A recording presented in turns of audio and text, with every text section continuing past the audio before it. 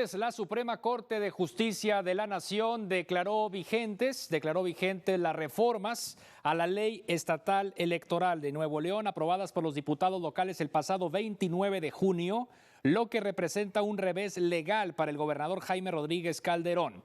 Entre los puntos validados por la Suprema Corte de Justicia de la Nación destacan: los alcaldes, regidores y síndicos que busquen reelegirse no tendrán que solicitar licencia, es decir, podrán continuar en sus cargos e incluso mantener a su equipo de seguridad para su resguardo. Este es uno de los puntos más importantes validados el día de hoy por la Suprema Corte de Justicia de la Nación. La reelección de alcaldes, podrán seguir en sus cargos e incluso mantener a sus equipos de seguridad. Se mantienen las diputaciones plurinominales en el estado de Nuevo León solamente para partidos políticos. En la resolución se menciona que la Constitución Federal otorga a las entidades federativas un amplio margen de libertad configurativa en torno a los sistemas de elección por mayoría relativa y representación proporcional.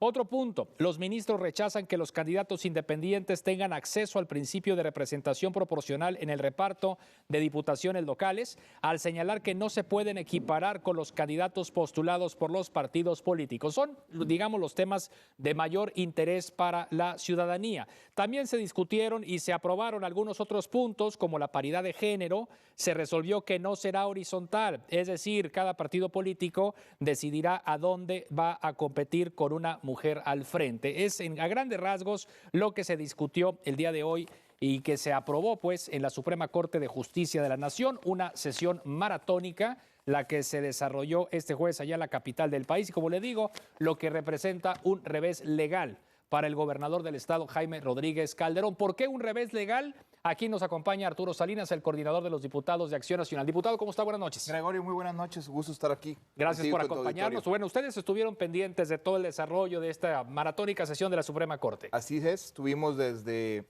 el día de ayer platicando con algunos de los ministros, viendo los temas muy puntuales y sobre todo validando una ley que se hizo en tiempo, forma y que el gobernador intentó por todas las vías legales y extralegales, como el hecho de no publicar, que no entra en vigor. Entonces, ¿por qué un revés legal? ¿Por qué se interpreta esta resolución de la Suprema Corte de Justicia como un revés legal para Jaime Rodríguez Calderón? Pues yo te diría básicamente porque el gobernador trató por muchas vías legales, intentando acciones jurídicas que no procedían, como ir al Tribunal Superior aquí del Estado, o como simplemente hacer el veto de bolsillo que se conoce, guardarla en el cajón y no publicarla para que dejaran los plazos correr. Finalmente la Corte validó el proceso legislativo, señaló que lo que hizo el Congreso estuvo bien y es una ley que entra en vigor. O sea, ¿qué era lo que quería, en teoría, el gobernador del estado? El gobernador quería dos cosas, básicamente. Quería diputados plurinominales para sus candidatos independientes y dos, estaba molesto porque se bajó el número de firmas requeridas para ser un candidato independiente. Es decir, no quería que fácilmente cualquier ciudadano pudiera acceder a una candidatura, ya sea diputado o alcalde, y entre más complejo estuviera el proceso, más oportunidad de que solo sus amigos o funcionarios que está apoyando pudieran ser candidatos. Ahora, en cuanto a la no publicación de la ley en tiempo y forma por parte del gobierno del estado, pues eso también influía de alguna manera o tenía implicaciones en cuanto a los tiempos electorales. Tenía implicaciones. Hay que calendario electoral. Hay que recordar una cosa, Gregorio, es bien importante que todos los ciudadanos lo sepan. Para el 2018 específicamente regresa la elección a julio. El año pasado, en los demás estados donde hubo elección fue en junio, pero en el 2018 por única ocasión nuevamente será en julio y eso movía el calendario a noviembre. Obviamente lo que pretendía el gobierno del estado junto con la Comisión Estatal Electoral era dejarlo en octubre para tener una ley inválida. Ahora, vamos a los puntos que aquí destacamos 3 puntos. ¿Sí? Es correcto. 3 puntos que yo creo que son los que tienen mayor relevancia para el común denominador de los ciudadanos. ¿Sí?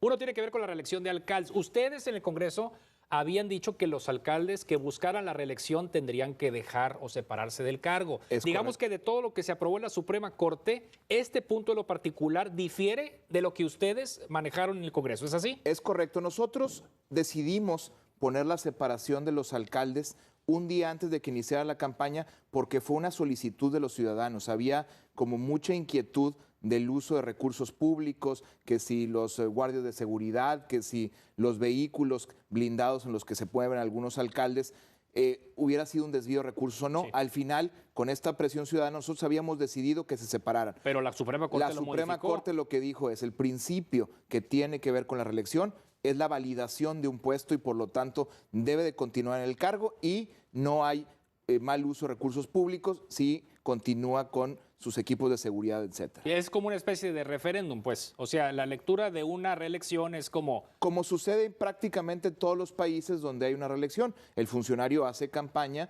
en su cargo y la gente valida o no su trabajo. El segundo de los puntos que quisiera destacar y que usted nos ayudara también aquí a explicar a nuestro público tiene que ver con los plurinominales de lista, que también había un rechazo por parte de un sector de la población respecto a las candidaturas, a los diputados plurinominales a nivel local y a nivel federal. ¿Sí? Correcto. O sea, que se eliminaran los diputados plurinominales. Este es bien interesante este debate, Gregorio, porque la realidad es que en Nuevo León siempre ha habido diputados plurinominales. Hay 16 diputados plurinominales. Hoy tenemos principalmente los partidos minoritarios con diputados que son plurinominales. ¿Qué fue el tema que nosotros siempre dijimos? Los tratados internacionales, la Suprema Corte de Justicia ha señalado que no tener diputados plurinominales viola un principio de representación minoritaria.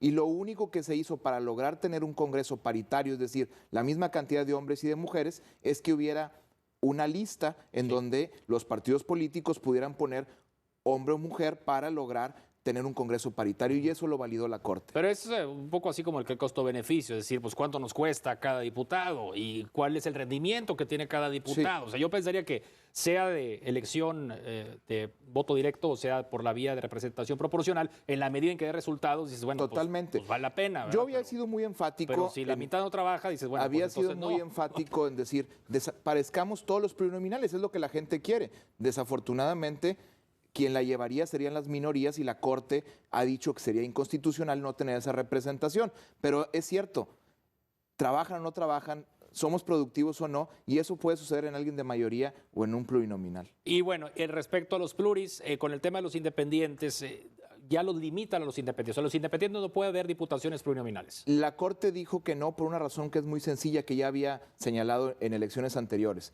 Porque los diputados de representación proporcional o plurinominales representan una plataforma electoral, es decir, una forma de pensamiento. Uno vota por un partido de derecha, de izquierda, etcétera, por lo que representa en su plataforma legislativa. Cuando son independientes, cada quien piensa o representa una idea distinta. ¿Cómo asignas a una diputación plurinominal a alguien que puede no tener las mismas ideas o pensar exactamente lo mismo? Bueno, y vienen otros temas, la paridad, por ejemplo. La paridad en Nuevo León era un tema relevante porque hoy los alcaldes tienen derecho a reelegirse y si se hubiera aplicado un criterio de paridad horizontal, es decir, 50% de candidatos hombres y 50% de candidatas mujeres, implicaría ya de entrada negarles el derecho constitucional que tienen los alcaldes a reelegirse y obviamente atentaría contra la democracia. Lo que la Corte dice es pues que compitan como los partidos políticos postulen y que los ciudadanos decidan. Bien, diputado. Entonces, ¿contentos en el Congreso con la resolución de la Suprema Corte? Contentos porque, lo dijimos desde un principio, el Congreso actuó de manera responsable, el Congreso actuó de manera jurídica pegada a la ley y al final la Corte nos dio la razón. Bueno. Un breve comentario respecto a la glosa del informe, lo que se ocurrió el día de hoy. Ahorita voy a la nota completa, pero ¿cuál es la opinión suya? Pues nada que informar. Prácticamente los funcionarios fueron a retar, a tratar de romper, digamos, la estabilidad. Cuando no se tienen cifras ni hechos concretos que decir, pues se busca la confronta, se busca pues simplemente buscar salir por la tangente en los temas. Le agradezco que esté con nosotros. Gregorio, un gusto como siempre estar con tu auditorio. Muchas gracias. Es Arturo Salinas, el coordinador de los diputados del Partido Acción Nacional.